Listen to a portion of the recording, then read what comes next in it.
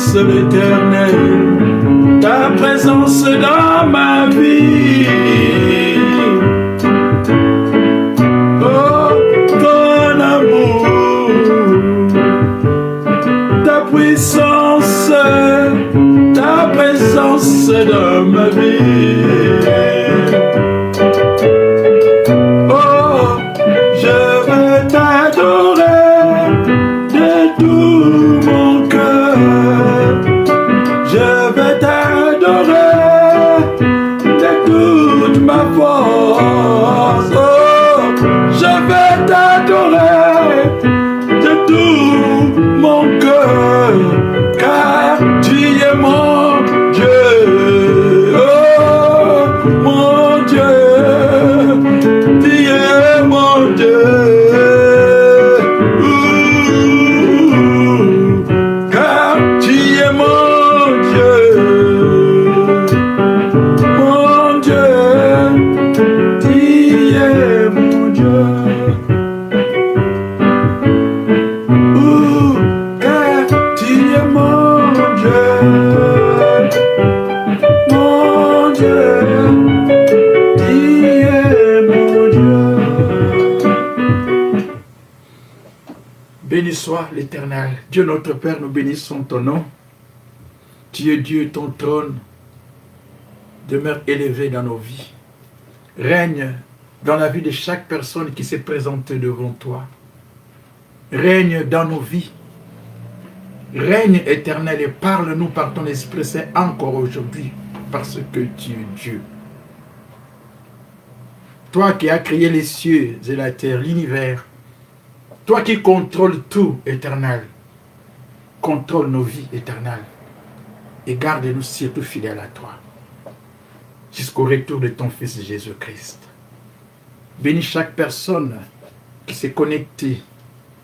Touche chaque personne qui s'est connectée. Par ton Esprit Saint, rends-nous capables, Seigneur, de nous présenter devant toi, éternel. Et que toute la gloire ne revienne qu'à toi, parce que tu es Dieu.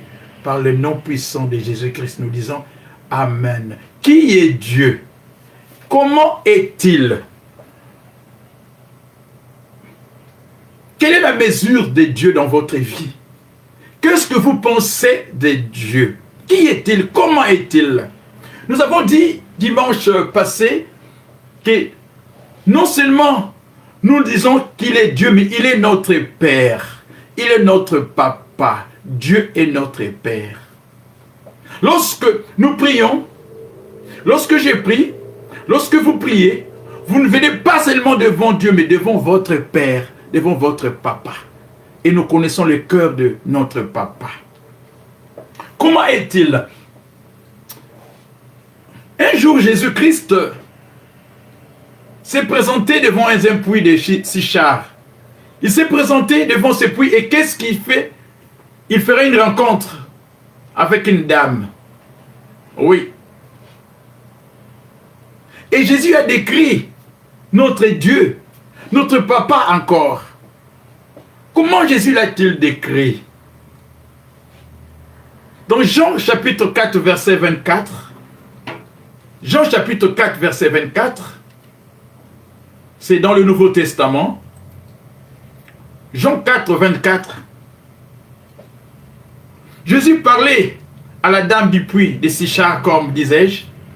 Il donne cette pénétrante, une définition vraiment pénétrante de notre Dieu. Qu'est-ce qu'il dira? Dieu est esprit. Alléluia. Non seulement qu'il est notre papa, mais Dieu est esprit. Il dira à cette femme, Dieu est esprit. Et c'est qu'il adore, l'adore en esprit et en vérité. Nous voyons que Jésus fait comprendre à cette femme que Dieu est invisible. Comment est notre papa? Dieu est invisible.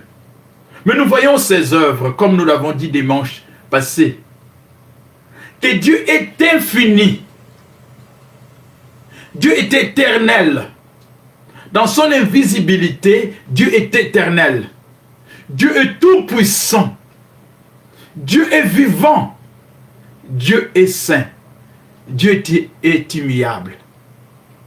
Quand une personne comprend que Dieu est invisible, que Dieu est puissant, tout puissant, cette personne cessera de limiter Dieu. Amen. Parfois nous limitons Dieu par le degré de notre foi. Mais Jésus fait comprendre à cette femme, Dieu est esprit. Dieu est illimité. Je ne sais pas à quoi vous songez lorsqu'on parle d'un esprit. Un jour, les disciples de Jésus-Christ étaient à table. Allô? Oui, un jour, les disciples de Jésus étaient à table. Là, c'était lorsque, après sa résurrection, Jésus va faire une entrée fracassante dans leur présence. Les portes étaient fermées. Mais ils ont vu Jésus venir. Oh! Ils ont eu peur. Ils ont dit non. Non.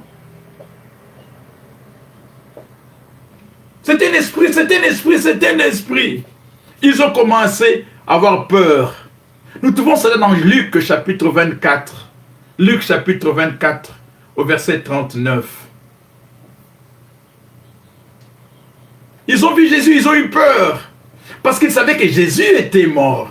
Mais après sa résurrection, Jésus est venu leur rendre une visite. Une surprise, dirons-nous. Une visite surprise. Quelqu'un qui était mort, et vous voyez la personne devant vous. Ils ont eu peur. Dans Luc chapitre 24, verset 39, Jésus leur dira ceci. Voyez mes mains et mes pieds. C'est bien moi, n'ayez pas peur. Touchez-moi. Et voyez, un esprit n'a ni chair, ni os, comme vous pouvez le constater. Et ils sont venus toucher Jésus. Parce que pour eux, ils disent, oh, c'est un esprit, c'est un esprit. Jésus a dit, non, un esprit n'a pas de corps. Et il venait de définir d'abord, auprès de la dame qui était devant le puits, que Dieu est esprit. Jésus dira une chose. Un esprit, on ne peut pas le revêtir. Il ne peut pas s'habiller comme vous et moi. Un esprit ne peut pas se maquiller. Des boucles d'oreilles. Comme nos dames. L'esprit est l'opposé du corps. L'esprit est invisible. On ne peut pas le fuir même. On ne peut pas fuir Dieu. David dira ceci. Le prophète David, il va témoigner quelque chose de très grand, de très puissant. Qu'est-ce qu'il dira? Dans le psaume chapitre 139, au verset 7. Où irai-je loin de ton esprit éternel? Et où fuirai-je loin de ta face? Si je monte aux cieux, oh, tu es déjà là. Oh! Si je monte aussi, ouf, Dieu, tu es déjà là. Si je me couche au séjour des morts, tu vois là, tu es là. Si je prends les ailes aux l'horreur de l'aurore et que j'aille habiter à l'extrémité de la mer, là aussi, ta main me conduira, tu es toujours là. Et ta droite me saisira. Voilà ce que David va expliquer. Dieu est esprit comme Jésus venait de le dire. Comment est notre Dieu? Dieu est esprit. Il est partout. Jérémie chapitre 23, au verset 24. Quelqu'un se tiendra-t-il dans un lieu caché? Qui peut se cacher devant Dieu?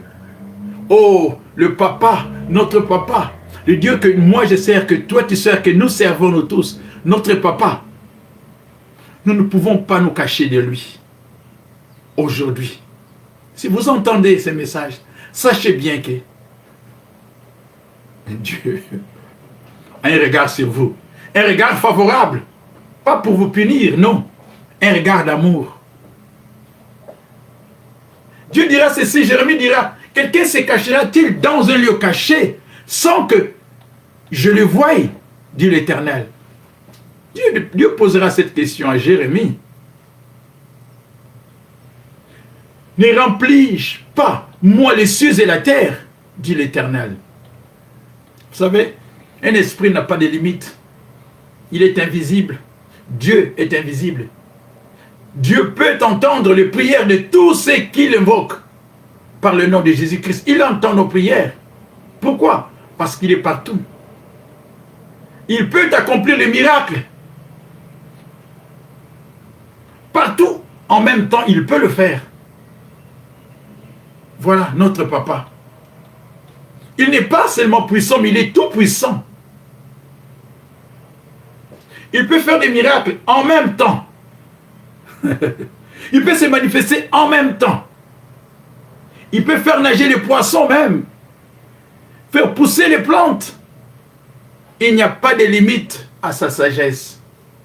Pas de limite à son amour. Son amour est infini. L'amour de Dieu n'a pas de fin non plus. Il n'y a pas de limite à sa puissance. Il n'y a pas de limite à sa miséricorde. Il n'y a aucune limite devant Dieu. Si vous avez dans le temps limité Dieu, cessez de le limiter. L'esprit n'est pas limité comme le corps. Nous sommes limités, mais pas Dieu.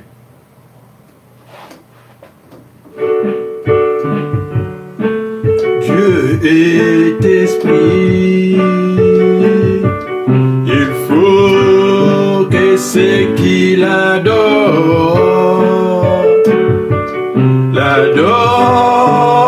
en esprit et en vérité.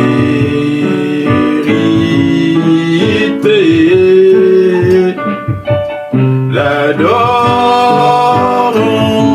en esprit et en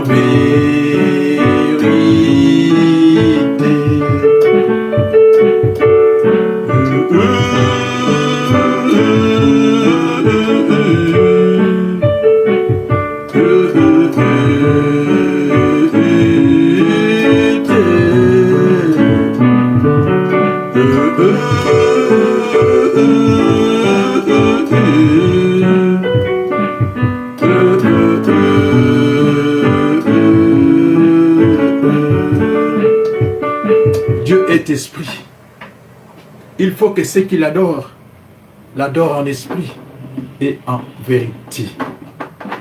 Voilà une vérité qui nous a été révélée.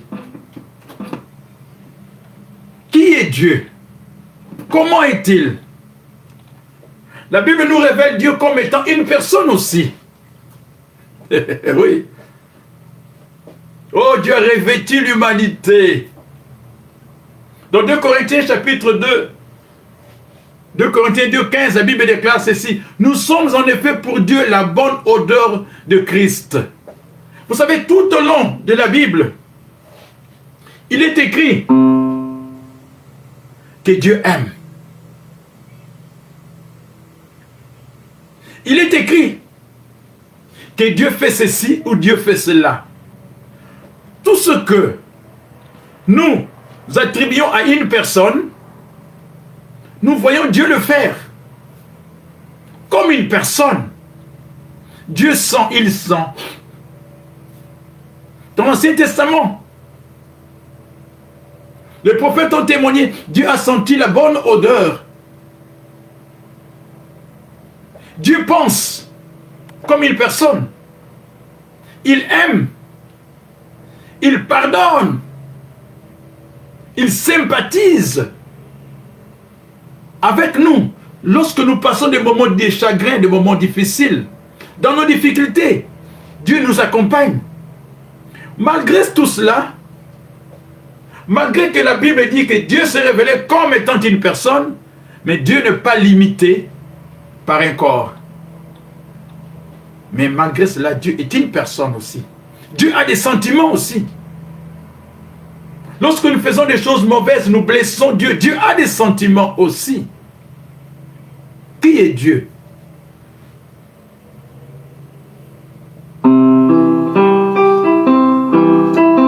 Chante au Seigneur, crie de joie, terre entière. À Dieu soit la gloire, la puissance et l'honneur.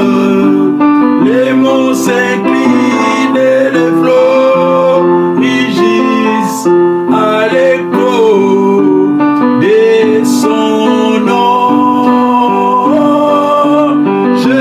ses œuvres et mon cœur crie de joie.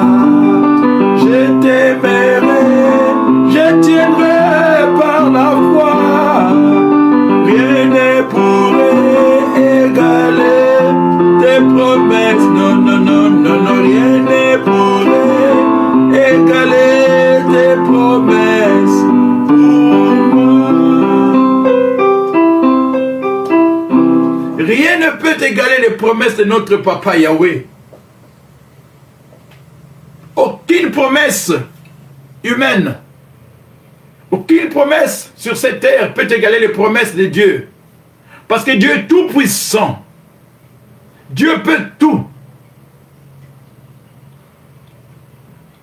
Troisièmement, la Bible déclare que Dieu n'est pas seulement un esprit, qu'il n'est pas seulement une personne, mais que Dieu est aussi un être saint et juste. Dieu est saint et juste. J'aime beaucoup ça. Lorsque nous disons Dieu est juste, j'aime beaucoup ça. Dieu est saint, j'aime beaucoup ça. Il est parfait dans chaque détail, dans sa sainteté. Oh. Notre communion avec Dieu, vous savez, tellement qu'il est saint, que notre communion, votre communion avec Dieu, est possible. Pas parce que Dieu nous voit, mais parce que Dieu voit Jésus-Christ en nous. À cause de Jésus-Christ,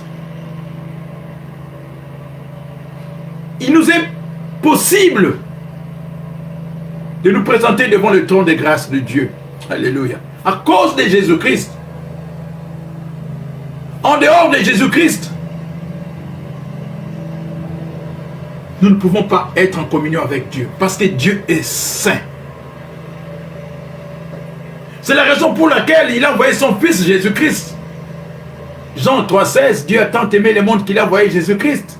Sachant que nous ne pouvons pas être saints par nous-mêmes. Et qu'est-ce que Dieu a fait? Comme nous venons de dire, il a envoyé son Fils Jésus-Christ. Il a jeté un pont sur cet abîme. Là où il y avait une séparation, nous étions là, Dieu était là. Il y avait un trou au milieu, cet abîme. Et Dieu a envoyé Jésus-Christ pour venir sur l'abîme comme un pont. Et nous pouvons passer par lui. Il est le pont. Le pont qui nous sépare, le trou qui nous séparait avec Dieu a été maintenant construit. Dieu a construit un pont sur ce trou. Un pont. On peut passer. Aujourd'hui, si vous n'avez jamais reçu Christ dans votre vie, voilà une occasion pour vous réconcilier avec Dieu. Le pont est là. Jésus-Christ est le pont. Cet espace qui nous séparait, Dieu a mis un pont qui est Jésus-Christ. C'est dans sa sainteté que Dieu, dans la sainteté de Dieu, nous trouvons la raison de la mort de Jésus-Christ. Si nous étions saints, Jésus ne serait pas mort. Amen. Alors, c'est dans la sainteté de Dieu que nous trouvons la raison de la mort de Jésus-Christ.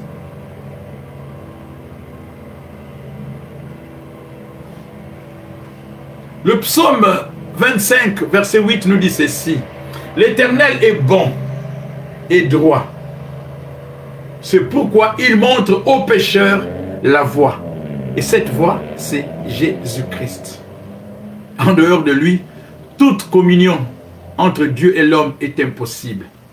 Seul Jésus peut rétablir cette relation. Aujourd'hui, le pont est construit. Le pont est là. N'attendez plus. Venez devant Jésus-Christ afin que vous puissiez être réconciliés avec Dieu. Parce que nous adorons un Dieu. Notre Papa, il est saint, il est juste et il est pur. Quatrièmement, qui est Dieu? Ça, nous le savons.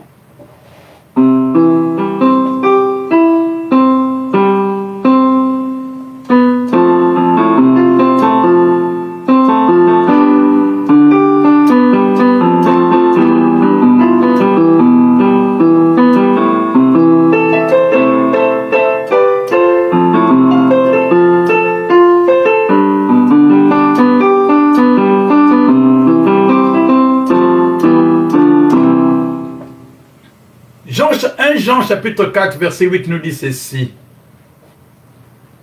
Dieu est amour. Vous savez, ceux qui ne lisent pas la Bible ne peuvent pas comprendre cela. Aujourd'hui, le mot amour a été dénaturé, galvaudé. Oh, j'aime cette auto, j'aime cette fenêtre, j'aime cette maison. Ce n'est pas de ça dont nous parlons. Nous parlons de l'amour de Dieu. Oh, j'aime ce tigre-là. Oh, j'aime ce téléphone-là. Ce n'est pas de ça que nous parlons. Dieu est amour. Et pour comprendre que Dieu est amour dans votre vie, nous devons apprendre à méditer la parole de Dieu. Nous devons apprendre à nous regarder, à nous examiner, savoir. Je me réveille gratuitement par sa grâce. Vous vous réveillez gratuitement par sa grâce. Peu importe votre situation. Le souffle de vie est gratuit par sa grâce. Qu'est-ce qui est gratuit de nos jours aujourd'hui? Rien. Dans cet amour, Dieu ne nous conditionne rien. L'amour de Dieu n'est pas conditionné. Dieu nous aime de la même manière comme un père qui aime ses enfants. Voulez-vous vivre dans cet amour de Dieu? Venez, donnez votre vie à Christ et marchez main dans la main avec lui. Peut-être vous n'avez jamais senti l'amour sur cette terre. Peut-être vous vous sentez délaissé, oublié. Mais Dieu dit, je suis amour. C'est sa nature à lui. Il dit, puisqu'il m'aime, je le délivrerai. Si vous aimez Dieu, c'est lui qui le dit, puisqu'il m'aime, je le délivrerai. Cherchez-vous une délivrance quelconque? Voulez-vous voir quelque chose qui n'est jamais monté dans votre cœur? Approchez-vous de Dieu par Jésus-Christ. Dans Jérémie chapitre 31 verset 3, la Bible déclare ceci. De loin, l'Éternel se montre à moi. De loin. Oh, il s'est déjà montré à vous, mon frère, ma soeur. De loin, l'Éternel se montre à moi. Il dit, je t'aime d'un amour éternel. C'est quoi éternel? Un amour qui n'a pas de fin. C'est pourquoi je te conserve ma bonté. Waouh! Dieu dit, c'est pourquoi je te conserve ma bonté. Parce que je t'aime d'un amour éternel. Dieu nous aime d'un amour éternel.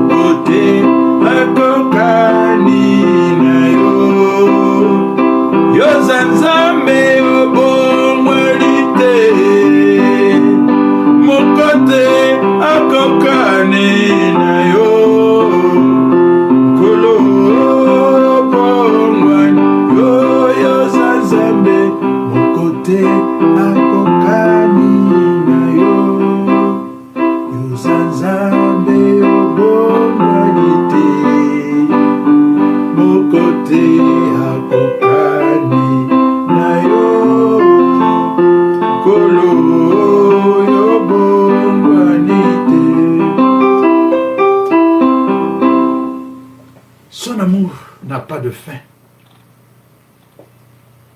Mais l'amour de Dieu a préparé le plan pour l'homme pécheur. Sachant que nous ne pouvons pas être saints par nous-mêmes. Dieu a donné la croix. Dieu nous a présenté la croix. C'est par la croix, par Jésus-Christ, que vous et moi, nous pouvons obtenir le pardon. Sans la croix, il n'y a pas de pardon de nos péchés. Parce que Dieu est saint. Notre papa est saint. Voilà l'amour de Dieu. Il a offert son fils à cause de vous et moi. C'est l'amour de Dieu qui cloua Jésus-Christ sur la croix. Ne doutez jamais de l'amour de Dieu. Ne doutez jamais de sa sainteté. Il n'est pas possible d'expliquer même l'amour de Dieu. Vous savez, je pensais, en lisant un livre, j'ai pensé à cette histoire, pour finir. Des fois, nous nous posons des questions sur Dieu. Nous ne pouvons pas comprendre Dieu. Nous avons vu, Dieu est invisible, Dieu est esprit. Il peut aussi revêtir l'humanité. Mais il n'est pas limité au corps humain. Humain, plutôt. Il le sait, nous ne pouvons pas comprendre Dieu. C'est seulement en lisant sa Bible que nous pouvons avoir l'image de notre papa. Et l'Esprit Saint de Dieu qui habite en nous va nous révéler tellement de choses. Je lisais un livre et j'ai pensé à ce que l'auteur de ce livre disait. Je pense que c'était le Billy Graham, si ma mémoire est bonne. Lorsque nous voyons une vache, ou bu, je ne sais pas, une vache. On voit une vache noire, peu importe sa couleur, chocolat ou quoi, une blanche. Lorsqu'on voit une vache mangeant de l'herbe verte, elle broute plutôt l'herbe verte. Mais cette vache donne toujours du lait blanc. Et qu'est-ce que nous faisons? Et pourtant, nous buvons ce lait. Nous nous nourrissons de ce lait. Mais nous ne pouvons pas expliquer comment est-ce qu'une vache noire, grise, blanche mange de l'herbe verte, mais nous donne du lait blanc. Et ce lait-là, nous la buvons. Nous le buvons plutôt, le lait-là. Ce lait-là, nous nous nourrissons de ce lait-là. Nous ne pouvons pas l'expliquer comment. Est-ce que cela est possible? Alors acceptez Dieu par la foi, par son Fils Jésus-Christ, aujourd'hui. Dieu.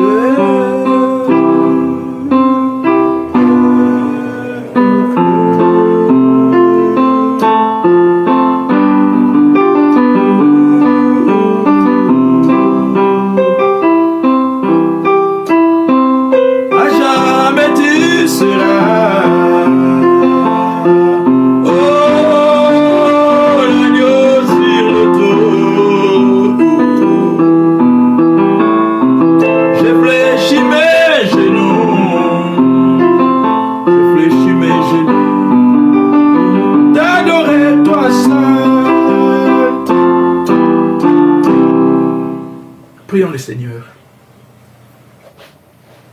Dieu notre Père, nous voici dans ta sainte présence éternelle. Touche les cœurs de celles et ceux, Seigneur, notre Père et notre Dieu, qui ne te connaissent pas encore. Par ton Esprit Saint, notre Père et notre Dieu. Permets à ceux-là, notre Père, de te connaître encore, notre Père. Nous ne pouvons pas te comprendre, Seigneur, si ce n'est que par ton Esprit Saint, en méditant ta parole jour et nuit, Seigneur. Laisse encore notre Père et notre Dieu aujourd'hui l'amour que toi, tu nous as prouvé en clouant ton Fils Jésus-Christ sur la croix pour nos péchés, Seigneur. Que cela soit profitable dans la vie de tous celles et ceux, notre Père, qui ne te connaissent pas, Seigneur. Merci pour ton amour. Ne nous prête pas, mais donne-nous un cœur comme le tien, Seigneur, afin que nous puissions comprendre et savoir aimer comme toi, pardonner comme toi, supporter comme toi, Éternel, et vivre en paix, malgré les difficultés sur cette terre comme toi, Seigneur. Merci Adonai, merci Dieu Tout-Puissant, merci pour toutes les guérisons. Merci pour toutes les révélations que toi tu donnes dans le cœur de mon frère et de ma soeur, Seigneur. Nous te donnons toute la gloire, Seigneur. Et encore merci pour le sacrifice accompli sur la croix. Parce que Jésus-Christ, ce n'était pas les clous qui l'ont gardé sur la croix, mais c'est l'amour qui venait de ton cœur qui a fait que Jésus-Christ soit crucifié à cause de nous. Gloire te soit rendue à toi parce que tu es Dieu. Au nom de ton Fils Jésus-Christ, Seigneur. Et nous te disons, Seigneur,